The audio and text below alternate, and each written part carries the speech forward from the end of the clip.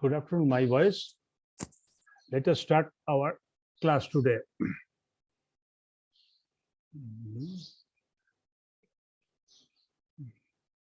Recording stop show sound from teacher chill.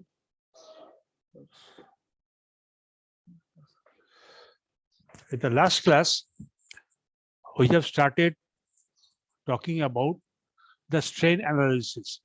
After we finish our discussion about the stresses, about the thermal stresses, etc.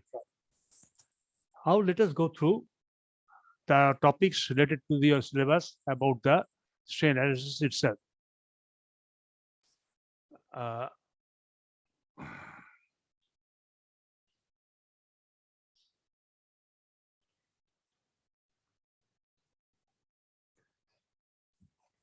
Now, we know what is strain and what is stress. As per our previous discussion, stress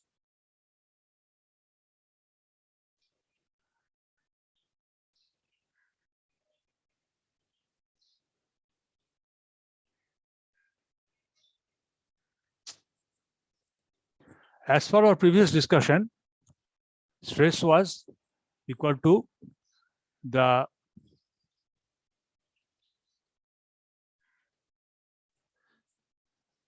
in order resisting force per unit area of a loaded bar which is when loaded is starts getting deformed as per the action of the load itself, and it builds up a resisting forces by means of its own Sir. cohesion. Hello. Hello. Hello. Good afternoon, sir. Good afternoon. Just 1 second. Stress.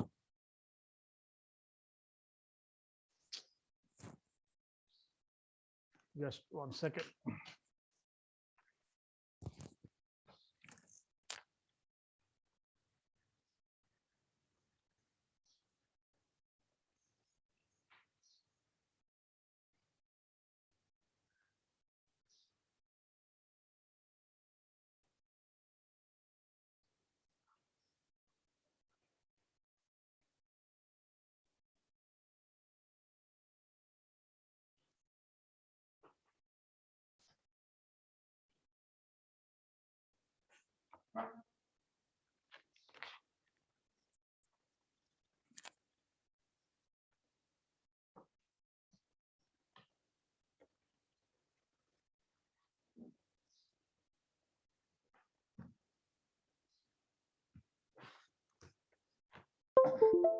Second.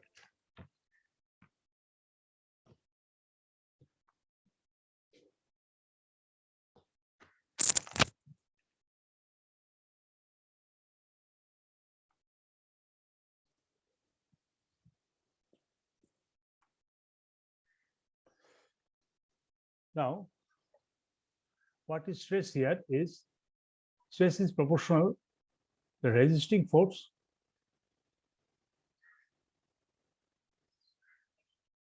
per unit area.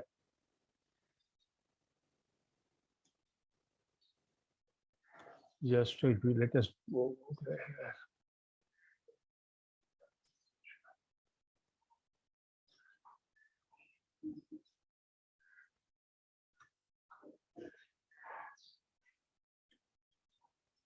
Stress is, as per our definition,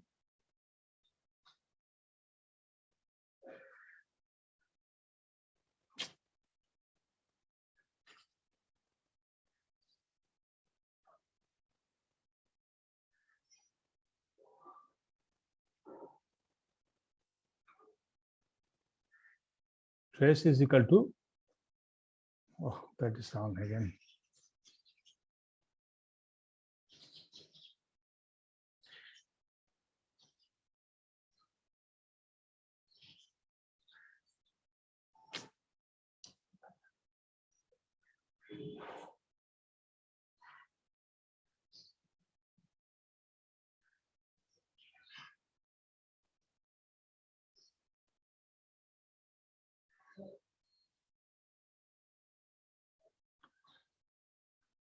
As per our definition, stress is the resisting force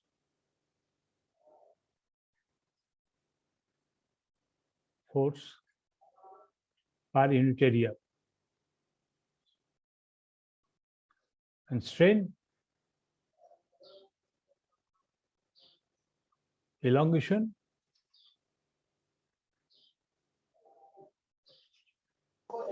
by original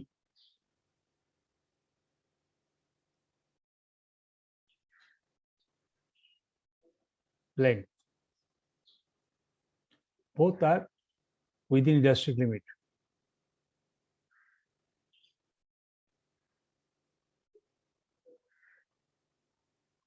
Stress is called resisting force per unit area, you know, and means the force which is developed within the loaded bar, the loaded prismatic bar, which is created by the bar himself to resist the deformation caused due to the external load which is applied to it. And there should be an equilibrium with the external forces. Otherwise, the external force should be broken, should broke or deform the bar permanently itself. And we go through all our discussions with the idea that stress is this constant beam member is within equilibrium, and thus this resisting force which is created within the bar itself is equal to the externally applied load, which is being subjected to the constant bar itself. And due to the application of the forces, the resisting force maintains an equilibrium with the external forces after getting a certain deformation of its different longitudinal or dimensional sizes itself. Say it is deformed longitudinally by means of the longitudinally due to the action of forces itself. Then the strain is defined as the elongation which per unit length of the concerned prismatic bar, or elongation divided by the original length itself. So what happens here? We'll first of all notice a bar like this, which is loaded like by a tensile force P at its end. And due to the action of P, before it reaches the equilibrium, it takes a particular shape like this, which means this is elongated to its length to a certain extent. This load P is acting along the longitudinal axis of the bar itself. But so far we have take our discussion limited to this phenomenon itself. But now we'll go through one more problem, one more additional stress here, which will be like this. Due to the action of this external force, longitudinal force, it's deformed or increases in length longitudinally. At the same time, it is deformed or decreases in length in normal to the longitudinal axis itself. So it takes this particular position. That position means it is reduced by means of the width itself. So here length L increases,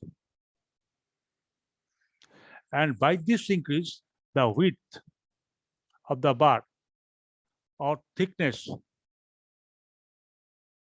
of the bar is reduces.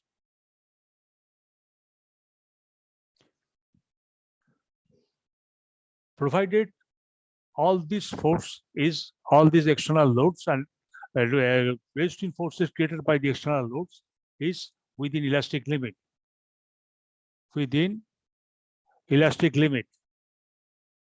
Which means it will go back to the original shape and size if the external load is removed, and this obeys Hooke's law.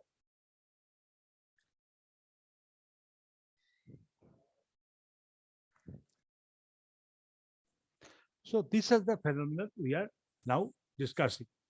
And so there is an increase in length of the bar, and at the same time there is a decrease in width of the bar and decrease in thickness of the bar. And question is there a relation exists between that external length, external elongation, and sidewise contraction? Yes, answer is there exists a specific relation made by the different research workers years back that we are now discussing.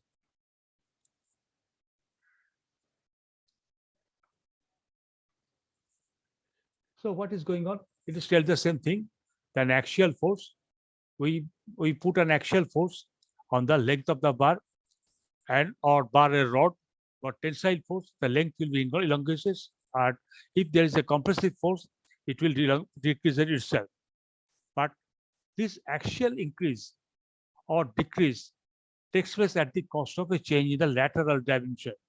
So side-wise dimension, maybe width, maybe thickness will change due to the axial increase in dimension of the bar of the rod itself. Say tensile force sigma is applied to the bar, its length is increased by an amount, and lateral dimension, that is width and thickness, width and breadth or thickness of the bar are decreased by certain amount. This is shown here. So any direct stress produces a strain in its own direction as well as an opposite kind of strain in all directions at right angles to the own direction known as lateral strain. So what it is doing? It produces a longitudinal strain, along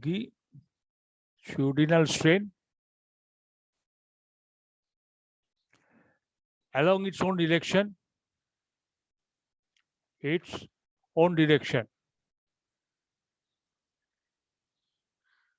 and lateral strain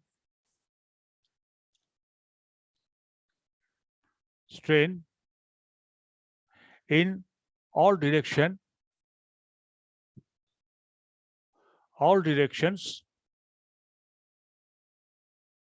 parallel to longitudinal direction.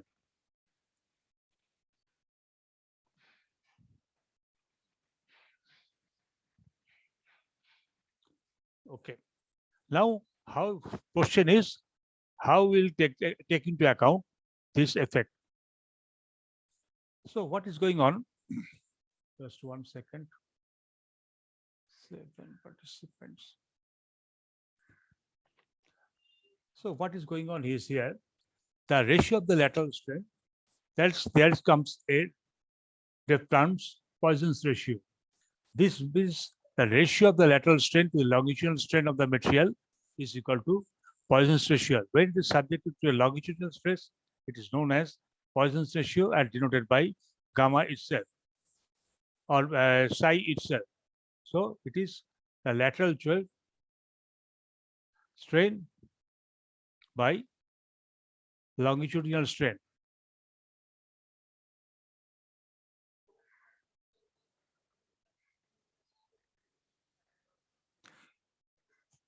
Now it is denoted by the psi or mu itself.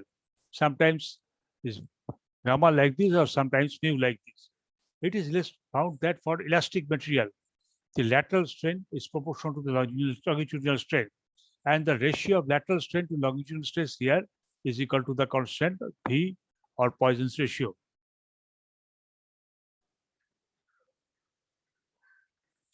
So lateral strain divided by longitudinal strain provided the material is elastic. Elastic means it goes back to the original shape and size when the load is removed. Goes back to original shape and size when the load is removed.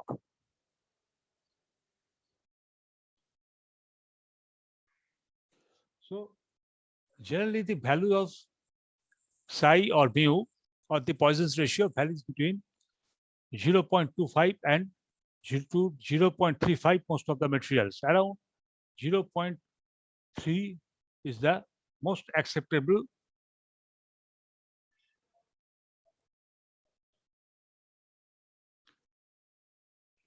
value, unless it is told otherwise. So lateral strain is equal to minus gamma into longitudinal strain is equal to minus V multiplied by sigma by E, which means longitudinal strain, if it is elongates, lateral strain will contract. So there is a minus. A sign indicates that is a contraction. and it is the longitudinal strain multiplied by the Poisson's ratio itself, provided the constant beam member obeys Hooke's law itself, Hooke's law as well as elastic limit itself. The negative sign indicates that it is opposite to longitudinal strain. It is opposite. If it is compressed, it will be tensile, or if it is tensile, it will be compressed like this. Next, there comes a issue known as two-dimensional stress system.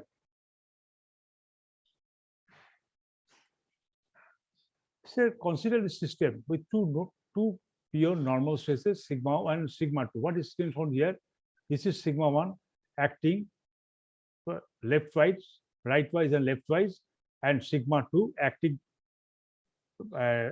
bottomwise as well as topwise, or both are acting longitudinal to each other. Means they are at right angle to each other. They are acting at right angle to each other's position. So sigma x is vertical, you see, and sigma 2 is vertical, and sigma 1 is horizontal itself. So what happens for this thing? Strain due to sigma 1 in its own direction, means longitudinal direction is equal to sigma 1 divided by E. Strain due to sigma 2 means in the direction of sigma 1 will be minus gamma 2 sigma E. But strain sigma 2 is acting vertically here and vertically here. Its strain will be equal to sigma 2 divided by E, and its effect due to the Poisson's rate to the lateral strain, its effect along sigma 1 is equal to minus gamma sigma 2 divided by E. So that net strain in the direction of sigma 1, epsilon 1, sigma 1 by E minus gamma sigma 2 by E. And the similar way, the net strain along the direction of sigma 2 is epsilon 2 is equal to sigma 2 divided by E minus sigma 1 minus mu multiplied by sigma 1 by E. So it is clear that when two different stresses are acting, two different stresses of two different type and value is acting normal to each other over a prismatic path, then they have effect over the strains of the strain created by the others, which is shown here. The strain created in the horizontal direction by sigma 1 is equal to sigma 1 by E, and strain created in the longitudinal direction by the stress sigma by 2, which is vertical to the longitudinal length, is given by minus gamma sigma 2 by E. Minus sign means it is, as both are tensile in nature, due to the action of this force, sigma 2, it will reduce. It will try to reduce the length of the concerned bar in the longitudinal direction. That's why, as it is being reduced, so it is subtracting the elongation caused by the force stress sigma 1, which is acting horizontally or left and rightwise. Similarly, in the case of sigma epsilon 2, means strain in the vertical direction due to the force sigma 2, which is acting vertically, which is given as sigma 2 by E, and due to the effect of the force sigma 1, which is acting horizontally, its effect should be subtracted from sigma 2 by E after multiplication with the Poisson's ratio itself. Now, let us do one thing.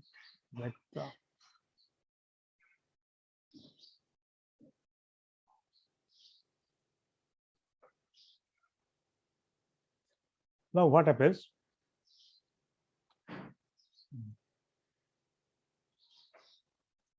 Oh, a problem.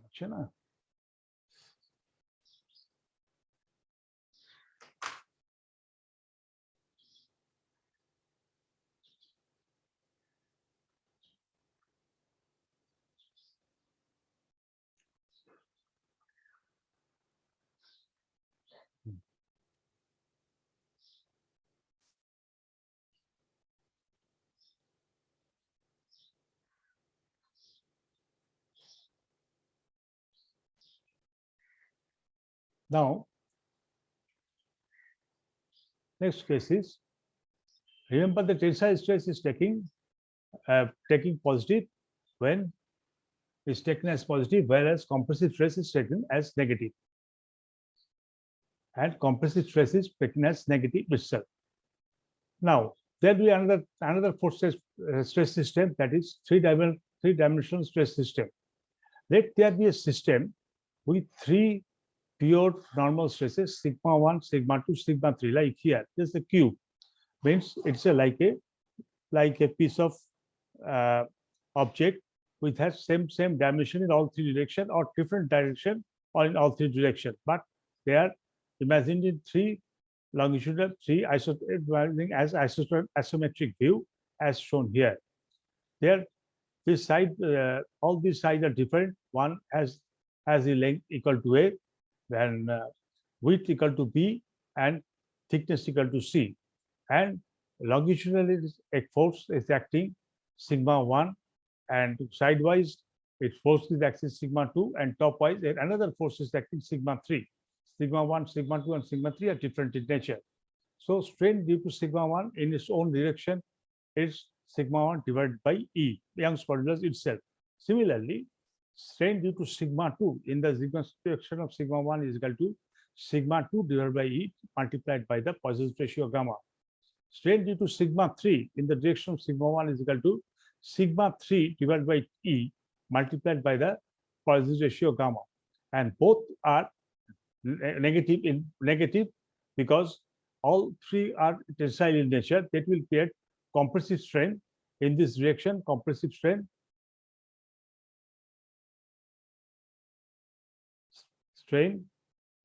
and compressive strain. And here tensile strain.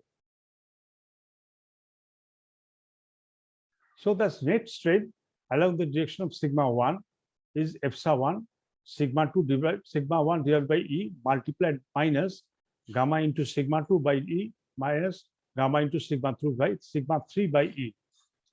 Similarly, the same way, epsilon 2, the net strain in the direction of F sigma 1, sigma 2, and epsilon 3, net strain in the direction of sigma 3 is given as sigma 2 by E multiplied by sigma 3 by E into gamma, and minus sigma 1 by E by into gamma. Or similarly, epsilon 3 is the sigma 3 by E multiplied minus subtracted by gamma sigma 1 by E minus gamma sigma 2 by E.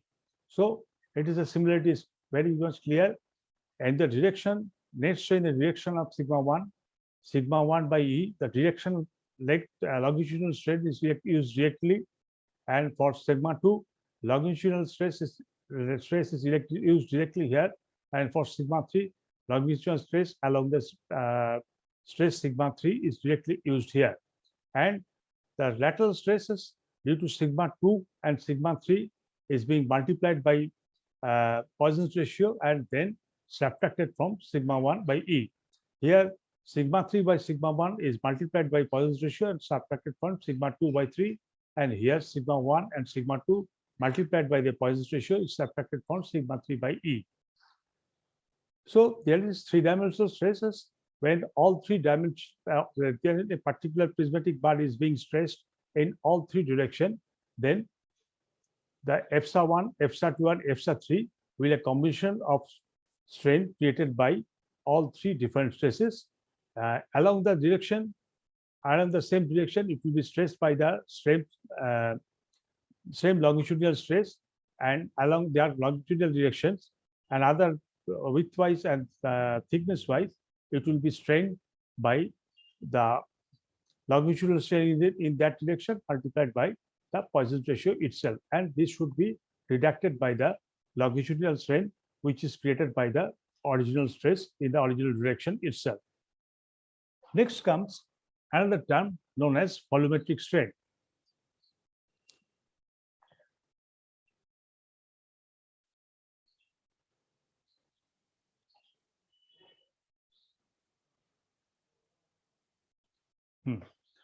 When a body is acted upon by three mutually perpendicular forces, there is a change in the volume, which is referred to as dilation or dilatation of the material.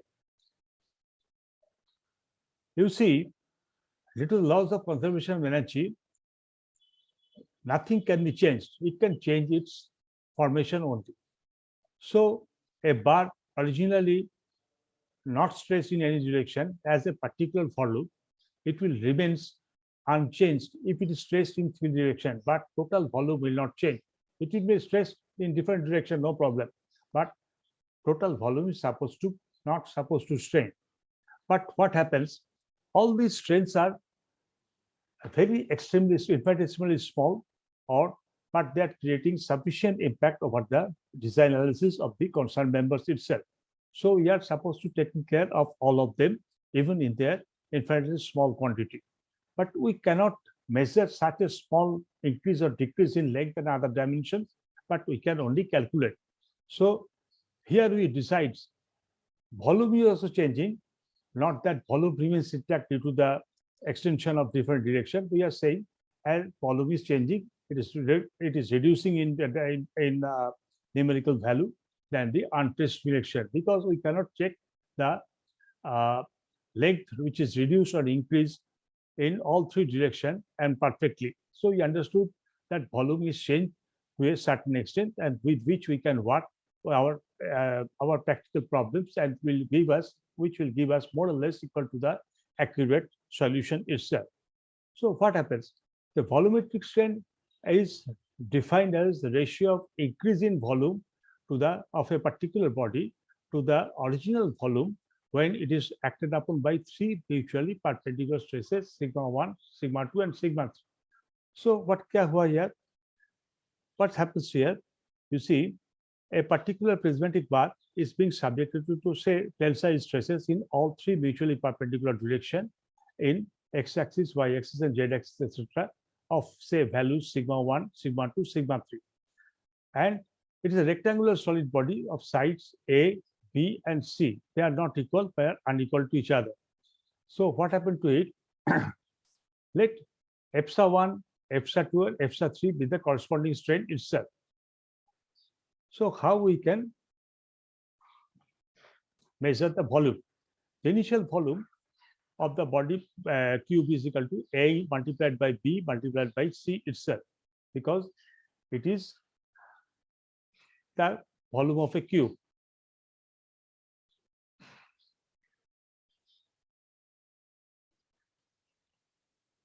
Final volume will be A multiplied by A into epsilon 1 plus B plus B into epsilon 2 multiplied by C plus C into epsilon 2. So we are taking into account first the lengths are only increasing. Here the length A is increasing by the amount A into epsilon 1. B multiplied by length of the side B is increasing B into epsilon 2. The length of the side C is increasing plus by C into epsilon 3 itself. So already we know what is the value of epsilon 1, epsilon 2, epsilon 3. This is already given here.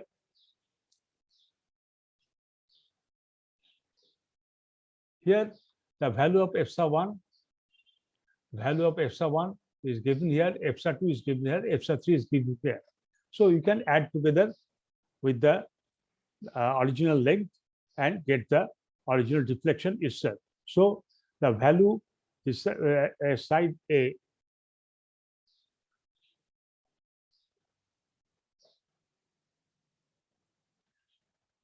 The side A is increasing by an amount A plus A into epsilon A. Side B is increasing by an amount B multiplied by epsilon 2, the strain in the direction of B, plus multiplied then side C is being increased by the amount C into epsilon 3. All three are being multiplied by each other itself. So that will be equal to ABC multiplied by 1 plus epsilon 1 multiplied by 1 plus epsilon 2 multiplied by 1 plus epsilon 3 itself. So as per the definition of volumetric strain, the increase in volume will be divided by original volume itself.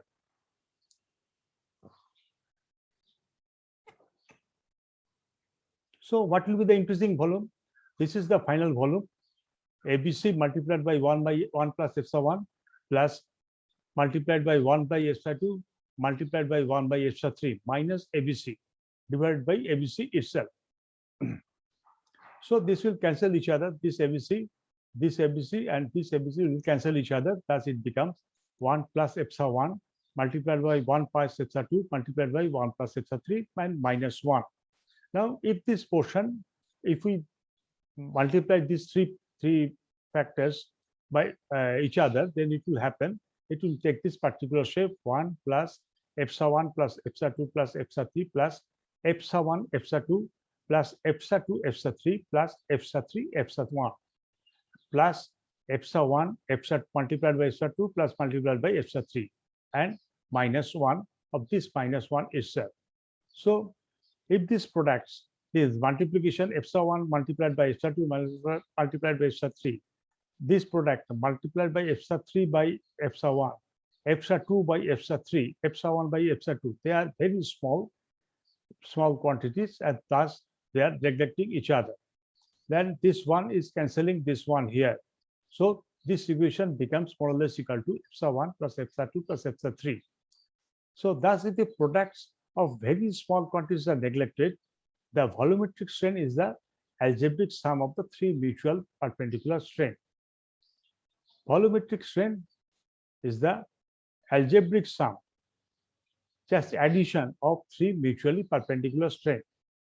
Means along x-axis, along y-axis, along z-axis, or along strain along the direction of stress sigma 1 plus strain along the direction of sigma 2, then strain along the direction of the stress sigma 3. If we add this strain together, we'll get the volumetric strain. Means what will be the exactly the increase or decrease in volume itself.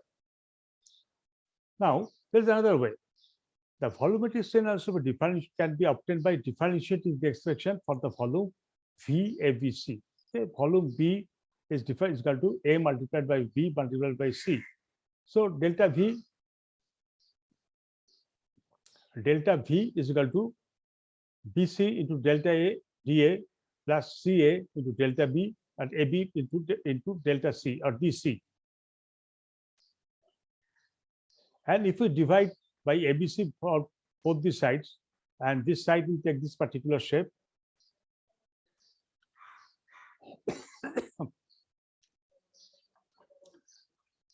Delta V by V is the delta dA by A plus dB by B plus DC by C.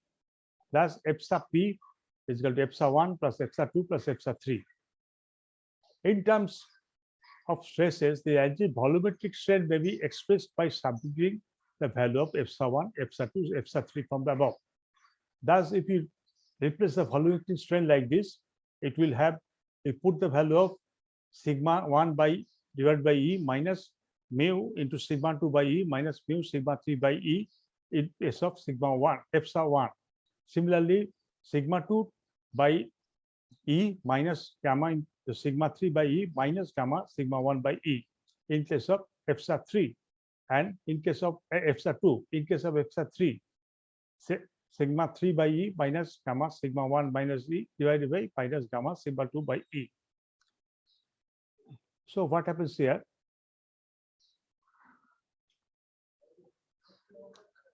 So what will happen if we simplify it? It will take this particular shape. Sigma 1 plus sigma 2 plus sigma 3 means this sigma 1 plus this sigma 2 by E plus sigma 3 by E itself. If you add together, it will be sigma 1 plus sigma 2 plus sigma 3 by E minus this sigma 2 is here plus sigma 2 is also here. So sigma 2 is equal to 2 into gamma sigma 2 by E. And all three are negative, so this is negative. And sigma 3 is here and sigma 3 is here. So minus 2 gamma sigma 3 by E. And then sigma 1. This is here and this is here. So minus 2 gamma sigma 1 and sigma 1 by 3E. Okay, this 3 is equal to minus 2 by gamma by E, sigma 1 plus sigma 2 plus sigma 3. Okay. So if they are together, they will become 1 minus 2 into gamma divided by E multiplied by sigma 1, sigma 2, and sigma 3. This is the volumetric strain itself.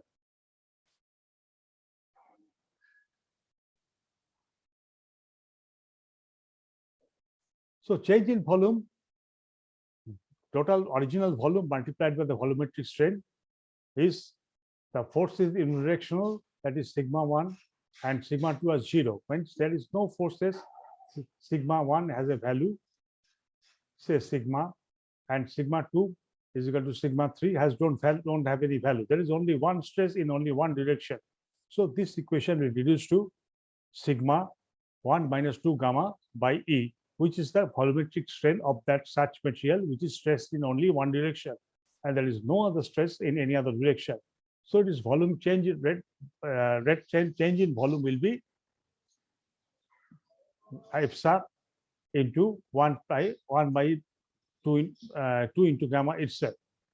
So the volume change in volume will be this particular volume multiplied by the original volume itself is equal to V into epsilon 1 minus 2 into gamma.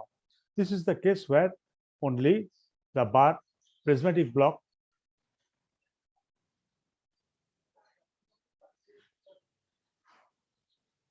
is stressed only in one direction,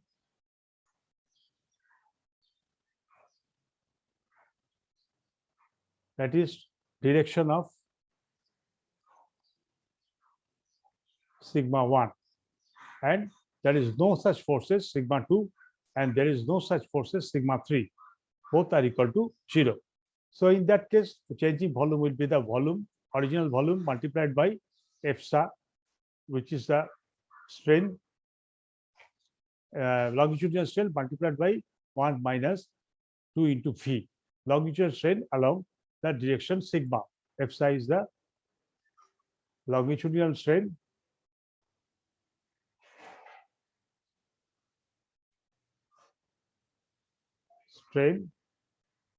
along the direction epsilon.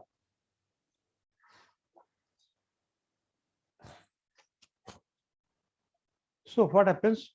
So let us go through one numerical problem. So far, so long our time permits. What will be the percentage elongation in the volume of a steel bar of 20 millimeter diameter and 600 millimeter length when it is subject to tensile stress of 120 MPa applied along its longitudinal axis? So what we are getting is a round bar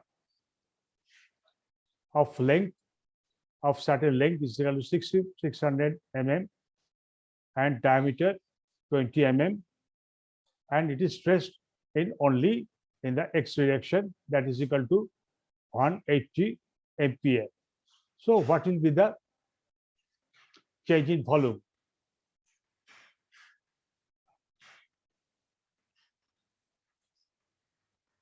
So we have the dimension D